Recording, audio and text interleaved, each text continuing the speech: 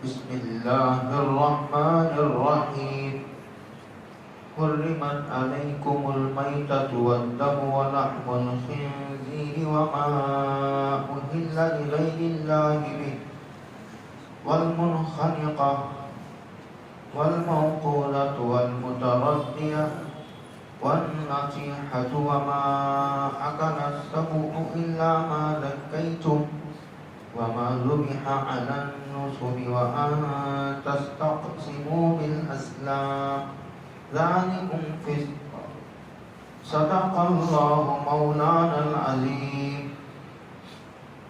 یہ سورہ مائدہ ہے، اس میں بھی بہت احکامات ہیں. اللہ کہتے ہیں حرمت علیکم المیتہ،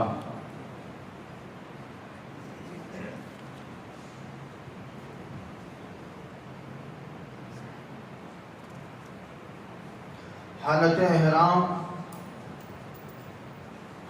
احرام میں کیا ہوا شکار بشرطے کہ وہ خشکی کا ہو، سمندری نہ ہو، تو حرام ہے. جو آدمی شکار کرے اس کے لیے بھی حرام ہے، دوسرے آدمی کے لیے کھانا بھی حرام ہے.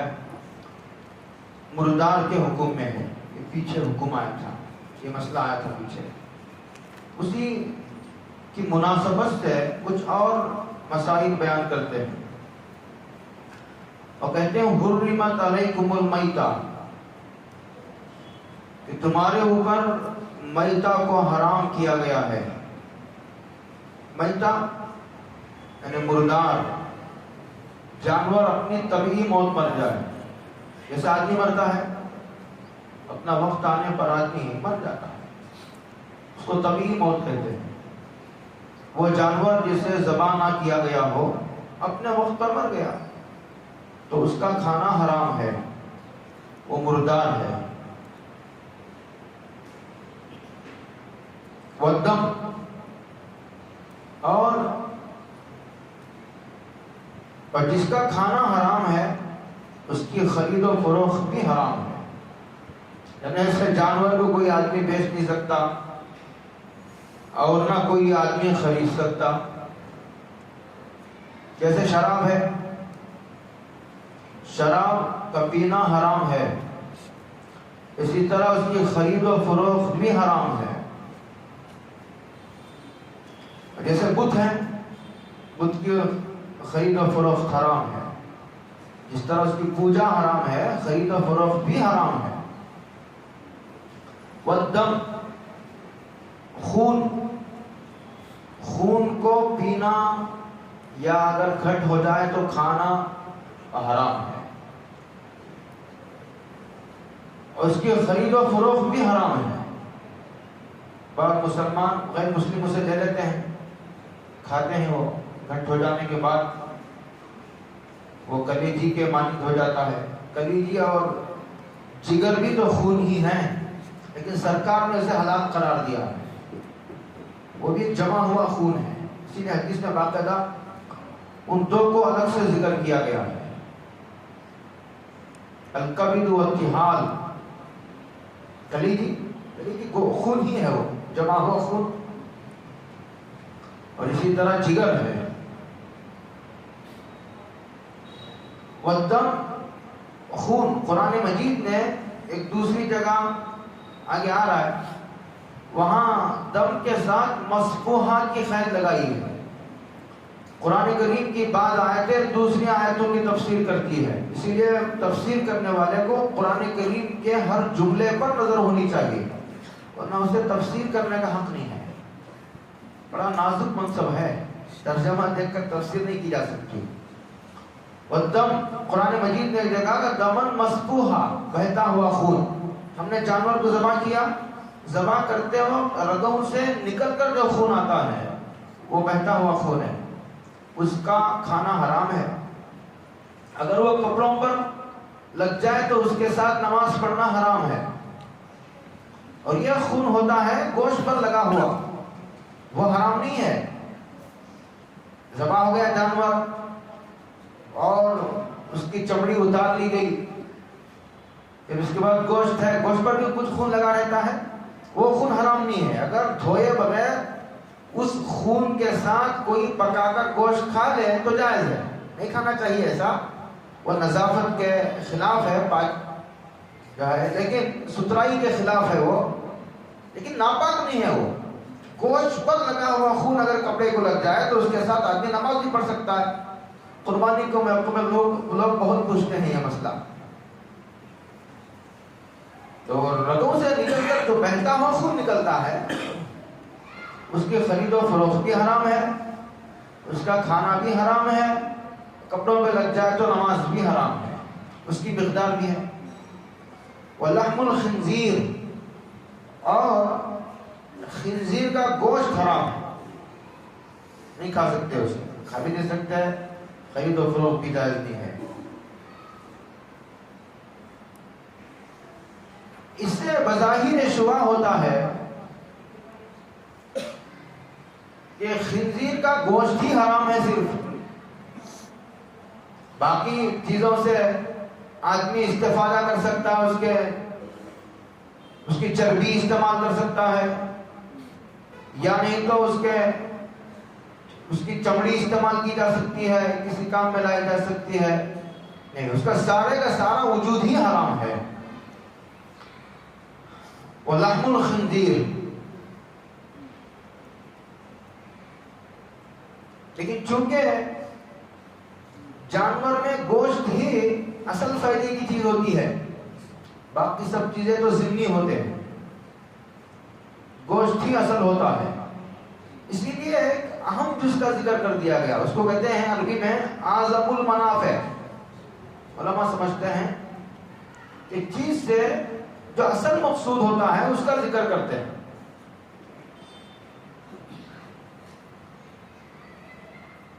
جب اس کا پورا وجود ہی ناپاک ہے تو پیدا کیوں کیا گیا، یہ ہے سوال.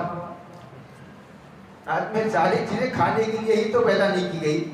گزشتہ میں عرض کر رہا تھا تفسیر کے بعد یہیں پر، ہمارے حضرت نے ابھی قریب میں ایک روایت ذکر کی کسی بیان میں کہ جب حضرت نوح علیہ السلام کو یہ حکم ہوا کہ اب اس کے بعد کوئی آدمی آپ پر ایمان لانے والا نہیں ہے، وہی سے بتایا گیا حضرت نوح علیہ السلام کو. اس لیے جتنے لوگ ہیں ان کو سوار کر لو. ایک روایت کے مطابق 82 افراد تھے، وما آمن معه الا قلیل، بعض روایتوں میں 32 بھی آیا، الا قلیل کی تفسیر میں.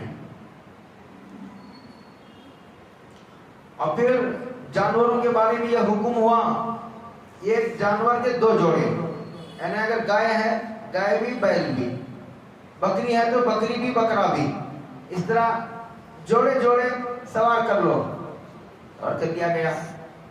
آؤ وہ پورا بڑی فیملی ہو گئی، اور جو کھائیں گے تو پھر جائے گندگی بھی ہوگی، تو ساری کشتی میں گندگی بھر گئی. اب اسے کون صاف کرے؟ تو کہتے ہیں کہ حضرت نوح علیہ السلام کی کشتی میں اللہ نے خنزیر کو پیدا کیا اس گندگی کو صاف کرنے کے لیے. بڑا عظیم نفع ہے اس کا. جتنے زہریلے جانور ہیں کہتے ہیں کہ وہ جو زہریلے اثرات ہیں فضا میں وہ اسے جذب کر لیتے ہیں، ورنہ عالم میں یہ دنیا میں آدمی یہ فضا اس کے لیے ہموار نہیں ہے اگر یہ زہریلے جانور نہ ہو. تو لحم الخنزیر بظاہر ایسا معلوم ہوتا ہے کہ خنزیر کا صرف گوشت حرام ہے، لیکن روایتوں میں آتا ہے کہ اس کا پورا وجود ہی حرام ہے. اس کے چمڑے کو بھی استعمال نہیں کیا جا سکتا. وما اہل لغیر اللہ بھی، غیر اللہ کے لیے ذبح کیا ہوا جانور. خواجہ کا بکرا مشہور ہے، خواجہ کا مرغا بھی مشہور ہے. لوگ درگاہوں پر غیر اللہ کے نام پر دوسروں کے لیے ذبح کرتے ہیں، اگرچہ کہ اس پر اللہ کا نام لیتے ہیں. بسم اللہ بول کر ذبح کیا گیا. زیر بحث مسئلہ یہ نہیں ہے کہ جانور پر بسم اللہ پڑھا گیا ہے یا نہیں پڑھا گیا، مسئلہ یہ نہیں ہے زیر بحث. جانور کو ذبح کرتے وقت بسم اللہ تو پڑھا گیا، لیکن ذبح کیا گیا وہ خواجہ کے لیے، کسی نبی کے لیے کے نام پر، نبی کے نام پر، کسی اللہ کے ولی کے نام پر. کہتے ہیں وما اہل لغیر اللہ بھی، یہ بھی مردار کے حکم میں ہے، اگرچہ کہ اس جانور پر اللہ کا نام لیا گیا ہو، اس لیے کہ اللہ کے علاوہ کے لیے ذبح کرنا جائز نہیں ہے. ہاں ایسا کر سکتے ہیں کہ اللہ کے لیے اللہ کا نام لے کر ایک جانور کو ہم نے ذبح کر دیا، اس کا ثواب کسی نبی کو، صحابی کو یا اللہ کے ولی کو، زندہ کو، مرحوم کو اس کا ثواب پہنچایا جا سکتا ہے. والمنخنقہ، یہ سارے ان جانوروں کا ذکر کیا جا رہا ہے جن کا کھانا حرام ہے. تو وہ جانور اگرچہ کہ ذبح کیا گیا ہے، لیکن اللہ کے علاوہ کے لیے ذبح کرنے کی وجہ سے وہ جائز نہیں ہے. والمنخنق، اللہ کے علاوہ کے لیے ذبح کیا جانے والا جانور بھی مردار کے حکم میں ہے، یہ کہنا چاہتا ہے قرآن. والمنخنقہ، گلا گھٹ کر یا گھوٹ کر، گلا کسی جگہ ہوتا نا جانور کی بھی تنگ جگہ جانے کی کوشش کرتے ہیں، گئے اور گلا گھٹ کر وہیں مر گیا. ہوتا نا کبھی جانور چھوٹی تنگ جگہ میں جانے کی کوشش کرتے ہیں، اور کبھی گلا گھوٹ کر مار دیا گیا، ذبح نہیں کیا گیا. ذبح نہیں کرنے کی وجہ سے وہ جو خون ہے اندر ہی رہ گیا، تو اس کا وہ زہریلے اثرات، اس کی سمیت اندر ہی رہ گئی، باہر نہیں نکلی، خون وہیں جذب ہو گیا، اب وہ استعمال کے قابل نہیں رہا، وہ بھی حرام ہے. والموقوذہ، لکڑی سے یا پتھر سے پیٹ پیٹ کر جانور کو مار دیا گیا، ذبح نہیں کیا گیا. یہ زمانے جاہلیت میں لوگ جانور کو پیٹ پیٹ کر ذبح کر دیتے تھے، پیٹ پیٹ کر. جب مر جاتا تھا مارنے سے بھی آدمی مرتا ہے، ذبح کرنا ہی ضروری نہیں ہے. آج کل آپ دیکھ رہے ہیں مابلغ چیخ کے واقعہ مارتے ہیں، 10 سال 15 آدمی مل کر کے لکڑیوں سے مر جاتا ہے آدمی. مرنے کے لیے ذبح کرنا ہی ضروری نہیں ہے. جو لکڑی سے ہو یا پتھر سے مار کر مر گیا کوئی جانور تو وہ بھی مردار کے حکم میں، اسے کھانا جائز نہیں ہے. والمتردیہ، پہاڑ سے جانور گر گیا زمین پر اور مر گیا، یا زمین سے کنویں میں گر گیا، کسی گڑھے میں گر گیا یا کسی گٹر میں گر گیا اور مر گیا، اس کا کھانا جائز نہیں. والمتردیہ. والنطیحہ، اچھا والموقوذہ میں حرام کی وجہ یہ بھی ہے، ایک تو لکڑی سے مار کر مر گیا تو خون اندر ہی رہ گیا، اور دوسرا اس بے رحمی سے بچانے کے لیے اس جانور کو حرام کیا گیا کہ جانور کو مار مار کر جان مار دیا، لکڑی سے مار کر، پتھر سے. والنطیحہ، ایک دو جانوروں میں لڑائی ہوئی، جانوروں میں لڑائی ہوتی ہے، ایک جانور نے دوسرے کو سینگ مار دیا، اس سے مر گیا جانور، ذبح نہیں ہوا، سینگ مار دیا کسی ایسی جگہ جس سے جانور مر گیا، اسے کھانا جائز نہیں. وما اکل السبع الا ما ذکیتم، درندے نے پکڑ لیا، درندہ کھا لیا جانور میں سے کچھ، کھا کر وہ جانور مر گیا، اب اسے کھانا جائز نہیں، مردار ہے. پکڑ لیا اور اس کی جان جانے تک اسے چھوڑا ہی نہیں، کھاتا رہا، اب اس کا کھانا جائز نہیں. پکڑا، چھوڑ کر بھاگ گیا،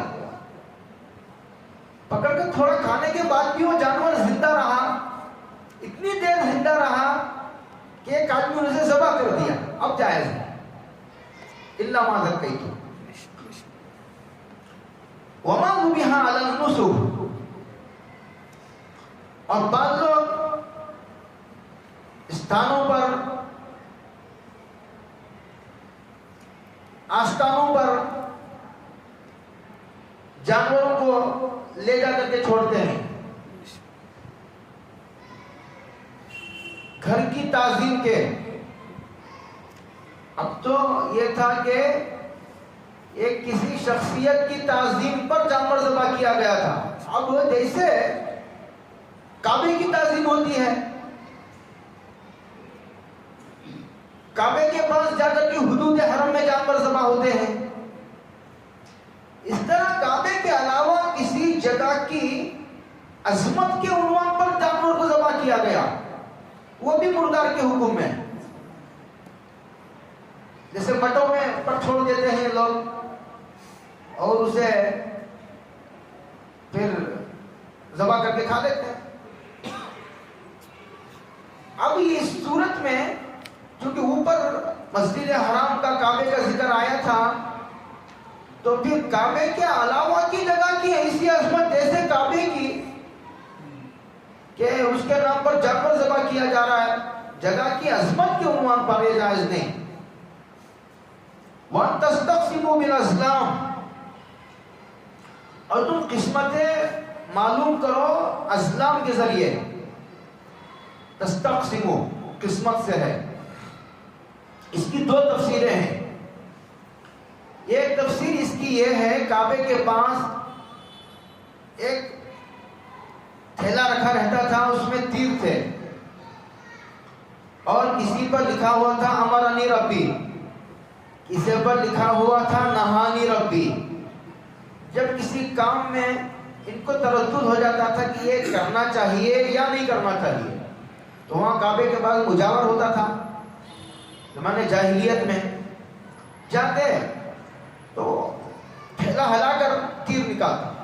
اگر تیر نکلا اور اس پر لکھا ہو امرانی ربی، تو یہ سمجھتے تھے کہ اب مجھے اس کام کو جانا چاہیے.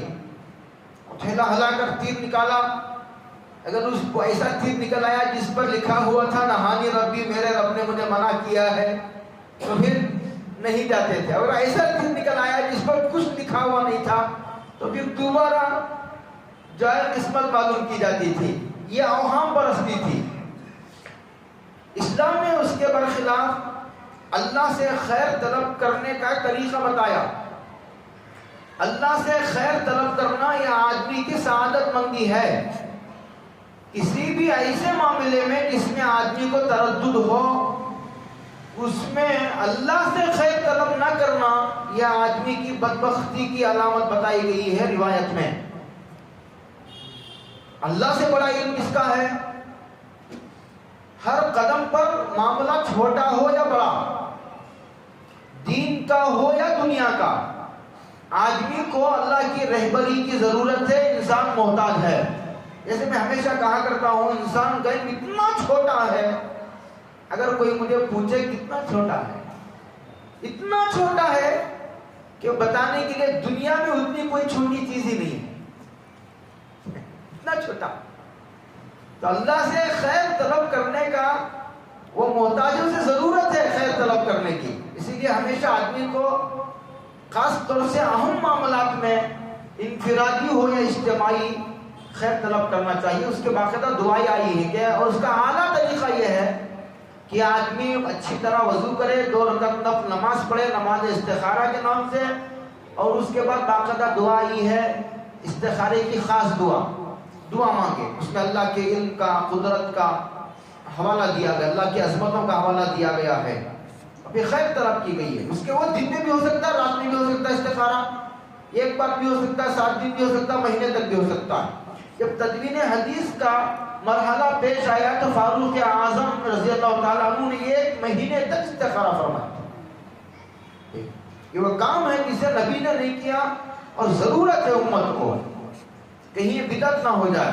پھر شرع صدر ہوا حضرت کو، فاروق اعظم رضی اللہ تعالیٰ عنہ کو انہوں نے جمع کیا. جمع قرآن ہو یا جمع حدیث کے بارے میں ہے. اور خواب نظر آ بھی سکتا ہے، آنا ضروری نہیں ہے. استخارے کا صرف نفع اتنا ہے، استخارہ کرنے کے بعد شیخ الاسلام ہم سب کے مخدوم محمد تقی عثمانی صاحب جو پڑوس ملک کے بہت بڑے عالم ہیں، بلکہ پورے عالم اسلام کے بڑے علماء میں ان کا شمار ہے اور چیف جسٹس بھی رہ چکے وہ، انہوں نے جو لکھا اس کا خلاصہ 2 لفظوں میں یہ ہے، ایک آدمی نے ایک خاص کام کے لیے استخارہ کیا، استخارے کے بعد دعا کا نفع یہ ہوتا ہے، اس طور پر ظاہر ہوتا ہے، کوئی خواب نظر آتا ہے، کبھی نظر بھی نہیں آتا، رات خواب میں بھی رہبری کی جاتی ہے آدمی کی، اس کا یقینی نفع یہ ہے کہ اس دعا کے بعد جس کام کے لیے استخارہ کیا تھا اگر حالات بنتے چلے گئے، سکسس ہوتے چلے گئے، تو سمجھنا چاہیے کہ کام میں آگے بڑھنا چاہیے، اگر حالات ٹوٹتے چلے گئے تو آدمی کو سمجھنا چاہیے کہ مجھے قدم پیچھے ہٹا لینا چاہیے، یہ اشارہ ہے، یہ اس دعا کا نفع ہے۔ وَأَن تَسْتَغْفِرُوا، بزرگوں کو الہام بھی ہوتا ہے، وَأَن تَسْتَقْسِمُوا بِالْأَزْلَامِ، تو اس کی دوسری تفسیر یہ ہے، قرآن نے رد کیا، یہ کیا اوہم پرستی ہے، خود اپنی طرف سے لکھ کر تیر اٹھا لیتے ہو اٹکل بچو اندازے سے اور پھر خود اس پر اعتماد کرتے ہو، یہ تو غلط طریقہ ہے، یہ اوہام پرستی ہے۔ جیسے کالی بلی سامنے سے چلی گئی، بیچاری بلی کا کیا قصور ہے، کیسا انسان دیکھو، جب آدمی گرتا ہے نا تو مخلوق کو بھی نفع نقصان کا مالک سمجھ لیتا ہے، جب نبی بھی نفع نقصان کا مالک نہیں ہے تو بیچاری بلی۔ الو کے بارے میں لوگ کہتے ہیں کہ جہاں بیٹھتا گھر ویران ہو جاتا ہے، حالانکہ جو گھر ویران ہے وہاں الو آ کے بیٹھتا ہے، وہی مسئلہ کرتا ہے، اس کے بیٹھنے کی وجہ سے گھر نہیں اجڑا بیچارہ۔ اور ایک بات میں ہمیشہ کہا کرتا ہوں اصولی طور پر کہ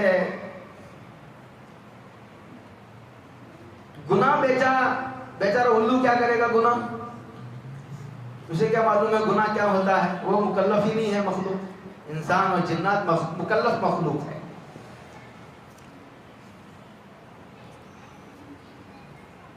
گناہ اور فرما برداری کے راستے سے برکت و نحوست آتی ہے، اعمال کے راستے سے۔ گناہ تو انسان کرتا ہے، الو بیچارہ کیا گناہ کرے گا، اس کے بیٹھنے کی وجہ سے گھر نہیں اجڑا، اجڑے ہوئے گھروں میں ہی آ کر وہ بسیرا کرتا ہے عموماً۔ تو لوگ عقیدے کے اعتبار سے اتنے کمزور ہو گئے کہ ایک بلی کو بھی وہ مؤثر سمجھنے لگے۔ ایسا تو ہوا ہے اسلام میں کہ اسلام نے بعض مہینوں کی، بعض راتوں کی، بعض گھڑیوں کی، بعض اوقات تک کی فضیلت ارشاد فرمائی ہے، لیکن کسی دن کی، کسی رات کی اور کسی مہینے کی، کسی گھڑی کی نحوست ارشاد فرمائی ہو، ایسا نہیں ہے پورے اسلام میں کہیں۔ جمعہ کی فضیلت ہے رات کی، یہ گھڑی ہے جس میں دعا قبول ہوتی ہے، یہ بھی آیا ہے۔ رمضان کی فضیلت آئی ہے، رمضان کے راتوں کی فضیلت آئی ہے، شب برات کی آئی ہے، شب قدر کی آئی ہے، رجب کی راتوں کی آئی ہے، اور جو ہے اسی طرح ذی الحجہ کے شروع کے 9 دنوں کی فضیلت آئی ہے قرآن مجید میں، وغیرہ وغیرہ، لیکن نحوست کسی خاص دن کے اسلام نے نہیں۔ دوسرا اس کی تفسیر یہ ہے، دوسری تفسیر، ایک اونٹ ذبح کرتے تھے 7 آدمی یا 10 آدمی مل کر، 10 آدمی پیسے، 10 آدمی اس میں شیئر کر لیتے تھے، 10 آدمی نے پیسہ انویسٹ کیا اور ایک اونٹ خریدا اور اسے ذبح کیا۔ اب گوشت کی تقسیم کیسے ہوگی، تول کر ہونا چاہیے نا، مثال کے طور پر 100 kg گوشت نکلا تو ہر آدمی کو 10-10 kg آنا چاہیے، 10 آدمی اس میں شریک ہیں۔ لیکن یہ کیا کرتے تھے، گوشت کے تقسیم کرنے میں کا طریقہ یہ تھا کہ اس کے بھی تیر تھے، پھیلا ہلاتے نکال کے چھپا کے اسے دیتے، اگر اس پر لکھا ہوا ہے نصف تو وہ اونٹ کا آدھا گوشت اسے، اگر اس میں آیا ربع تو پو حصہ اسے، اور کسی میں آیا 0 تو اسے کچھ نہیں، حالانکہ اس نے جس کا نام پر 0 آیا ہے اس کے پیسے بھی لگے ہیں.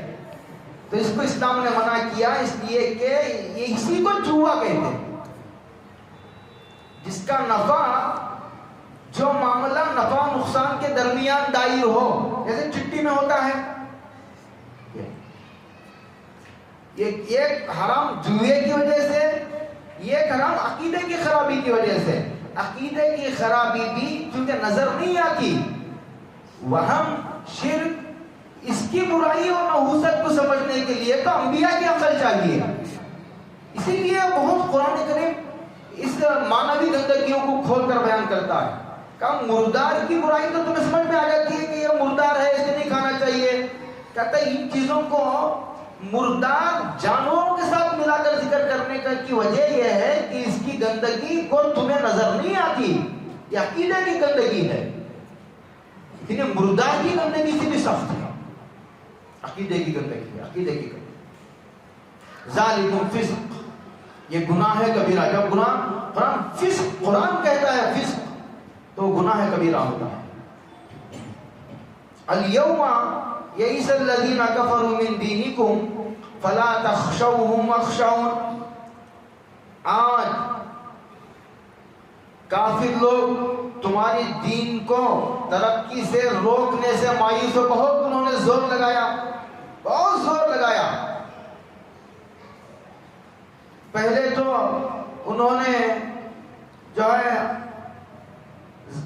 پیسے لالچ کے ذریعے سے خریدنے کی کوشش کی سرکار دو عالم صلی اللہ علیہ وسلم کو. چاروں طرف سے مار مار کر کے دیکھا، جدھر سے مارتے ہیں ادھر پکا. اگر نبی اپنی طرف سے اگر نبوت کا دعویٰ کیا ہوتا تو اتنی تکلیفیں برداشت کرنے کے لیے تیار نہیں ہوتا. غیبی نصرت تھی سرکار کے ساتھ صلی اللہ علیہ وسلم. بالکل بے سر و سامانی میں بھگنے والا نبی ہے. یہ کوئی سیرت کا جلسہ نہیں ہے. میں تو یہ کہہ رہا تھا کہ لالچ دے کر زر کا، پیسوں کا، زمین کا، زن، عورت کا، عہدے کا، حکومت کا لالچ، حکومت تک کا لالچ دے کر کے سرکار کو خریدنے کی کوشش کی گئی. سرکار استقامت کے ساتھ جمے رہے. جب لالچ سے کام نہ چلا تو خوف سے، ڈرا کر، دھمکیوں کے ساتھ، حوصلے پست کر کے، تانے دے کر، بستر بھی نہیں چلا. قتل کرنے سے بھی وہ گریز نہیں کیا. انہوں نے قتل کرنے کے منصوبے بنائے. ہجرت کے موقع پر پورے قبیلے کے سردار حضور کے گھر کے اطراف جمع ہو گئے. یہ سب مل کر ایک بار یہ حملہ کر دیں گے تاکہ کسی پر بھی، ایک قبیلے کے سردار پر یا قبیلے پر ہجوم نہ آئے. اور سارے قبیلوں سے قریش جنگ کرنے کے لیے تیار نہیں ہوں گے، معاملہ دب جائے گا. ساری آزمائشوں گزرنے کے بعد اب یہ آیت نازل ہو رہی ہے. اب کافر دین کی ترقی کو نہیں روک سکتے. اب مایوس ہو گئے. ساری کوششیں کر کے دیکھ لی، ہر کوشش ناکام ہو گئی. فلا تخشوہم واخشون. میں ہمیشہ کہا کرتا ہوں ایسے موقع پر یاد دہانی کے طور پر، مسلمان یہ سمجھ رہے ہیں کہ ہمارے ساتھ تو اللہ ہے. ہمارے ساتھ کون ہے؟ ہمارے ساتھ جو چاہے کرو، اللہ تو ہمارے گھر کا ہے، اللہ ہمارے گھر کا ہے. جو چاہے کرو، چاہے شرک کرو، پوجا کرو، سجدے کرو، طواف کرو غیر اللہ کا. کیونکہ ہمارا نام مسلمانوں کا ہے نا، ہمارے فیور میں اللہ کو بات کرنی ہی پڑے گی. گویا اللہ کو ہماری ضرورت ہے. مسلمانوں نے یہ سمجھ رکھا. اور ان لوگوں کو کیا ہے، کافر کس غلط فہمی میں ہیں، اس غلط فہمی میں ہیں ان کے پاس حکومت نہیں، ان کے پاس طاقت نہیں، ان کے پاس مال و دولت کے نقشے نہیں، اور ان کے پاس خزانے نہیں. وہ اس غلط فہمی کو یہ نہیں معلوم کہ مسلمانوں کے سب میں خدا کھڑا ہے. یہ اس غلط فہمی میں ہے، وہ اس غلط فہمی میں ہے. دونوں کو اس غلط فہمی سے نکل جانے کی ضرورت ہے. کہتے ہیں فلا تخشوہم واخشون، اب ان سے ڈرنے کی ضرورت نہیں، بالکل بے فکر ہو کر مجھ سے ہی ڈرو، دین پر عمل کرو۔ حالات بالکل سازگار ہو گئے، راہ ہموار ہو گئی، رکاوٹیں دور ہو گئی۔ پھر حجۃ الوداع کے موقع پر یہ آیت نازل ہوئی، الیوم اکملت لکم دینکم، ہم نے تمہارے لیے تمہارے دین کو مکمل کر دیا، واتممت علیکم نعمتی، اور میں نے میری نعمت تم پر مکمل کر دی، ورضیت لکم الاسلام دینا، قیامت تک کے لیے اسلام کو دین کے طور پر پسند کر لیا گیا۔ اب قیامت تک کوئی نیا نبی، نئی کتاب، نئی شریعت اور نیا دین نہیں آ سکتا۔ اب لوگ کہہ رہے ہیں کہ نیا ایڈیشن لاؤ دین کا، نیا ایڈیشن لاؤ، یہ بدلتے ہوئے حالات ہیں، یہ کمپیوٹر کا زمانہ ہے، ٹیکنالوجی کا دور ہے۔ پہلے لوگ پیدل سفر کرتے تھے، اب یہ فلائٹس کا دور ہے، لوگ بائیر سفر کرتے ہیں، اس لیے اب اسلام کا نیا ایڈیشن لاؤ، بولتے نہیں زبان سے لیکن بزبان حال ان کی یہی کوششیں ہیں کہ نہیں، قیامت تک کے لیے اب اسلام ہی میں کامیابی ہے۔ اللہ نے دین کے طور پر اسلام کو پسند کر لیا ہے۔ آگے ایک مجبوری کا حکم بیان کرتے ہیں۔ اوپر کہا تھا مردار حرام، تو کہتے ہیں کہ فمن اضطر فی مخمصہ، کوئی آدمی بھوک کی شدت کی وجہ سے مجبور ہو جائے، کیا ہو جائے؟ مجبور ہو جائے، غیر متجانف للإثم، لیکن گناہ کرنے کا ارادہ نہیں ہے اس کی طبیعت گناہ کرنے کی طرف مائل نہیں ہے، مجبوری ہے بیچاری، مجبوری ستا رہی ہے، کئی دن کا بھوکا ہے، اگر نہیں کھائے گا تو بہت خطرے ہیں اسے۔ ایسے موقع پر اگر یہ حکم دیتا اسلام مر جاؤ، کیا ہو جاؤ؟ مر جاؤ، اگر تمہیں مردار کے علاوہ حلال جانور نہ ملے تو مر جاؤ، مگر مردار مت کھاؤ، ایسا بھی حکم دے سکتا تھا، لیکن اللہ تعالیٰ ارحم الراحمین ہے، وہ بندوں کی کمزوریوں، ان کی استعداد اور پھر ان کی مصلحتوں کے پیش نظر حکم صادر فرماتے ہیں۔ اتنا ایسا حکم دیتے ہیں جسے آدمی اگر عمل کرنا چاہے تو اسے ممکن رہے۔ اور ایک بات اور ہمیشہ کہا کرتا ہوں میں، پوری شریعت کو سامنے رکھ کر کے بعضوں نے لکھا ہے، یہ جو شریعت نازل کی گئی ہے یہ امت کے سب سے ادنا درجے کے طبقے کو سامنے رکھ کر نازل کی گئی ہے۔ اسے 5 وقت کی نمازیں ہیں، کون ادنا سے ادنا مسلمان نہیں پڑھ سکتا بتاؤ؟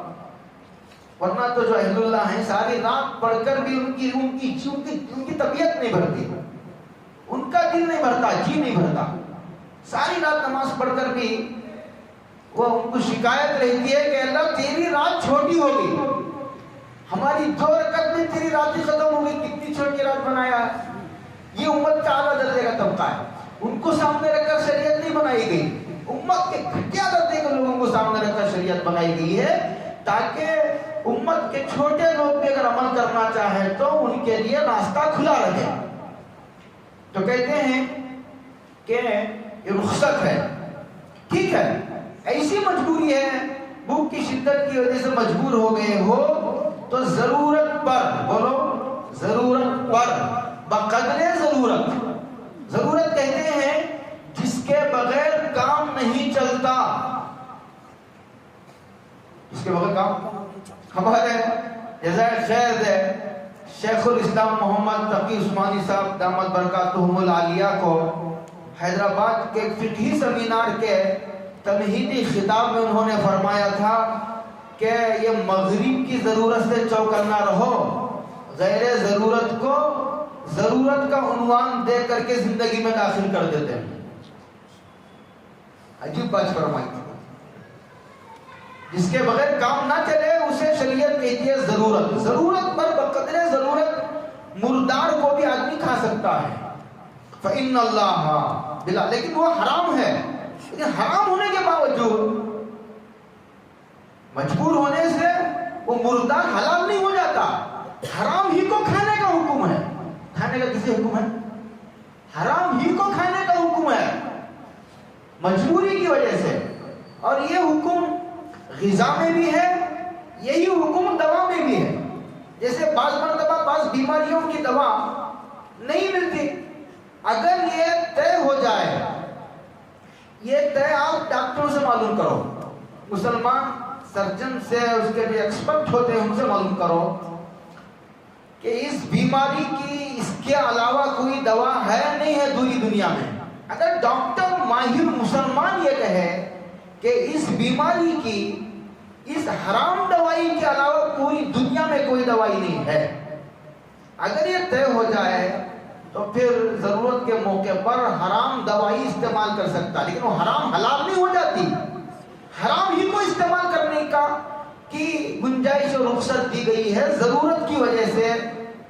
اسی لیے کہا فَإِنَّ اللَّهَ غَفُورٌ، اللہ تعالیٰ معاف کرنے والے ہیں. ماں یہ اس لفظ میں اشارہ یہ ہے کہ وہ حلال حرام، وہ حرام حلال نہیں ہو گیا مجبوری کی وجہ سے. حرام حرام رہے گا، لیکن اس حرام ہی کو مجبوری کی وجہ سے استعمال کرنے کی اجازت دی گئی. اس لیے معافی مانگو. گناہ تو نہیں ہوگا لیکن پھر بھی معافی مانگو، اللہ معاف کر دے. رحیم، پکڑ نہیں ہوگی، بس پکڑ کی نفی کرنا ہے، مواخذہ نہیں ہوگا. رحیم کہتے ہیں کہ اللہ تعالیٰ بہت رحم کرنے والے ہیں، بہت رحم کرنے والے ہیں. یعنی یہ جو گنجائش اللہ دیتے ہیں یہ اللہ کی رحمت کا تقاضا ہے. آگے شکاری کے احکام ہیں. بعضوں کو شکار کا شوق ہوتا ہے. شکار کے حلال ہونے کے 4 شرطیں قرآن کریم نے بیان کی ہیں. اب اس کو چھڑیں گے پھر پاؤں اٹھا جائے گا، اس لیے بند کرو. واخر دعوانا الحمدللہ.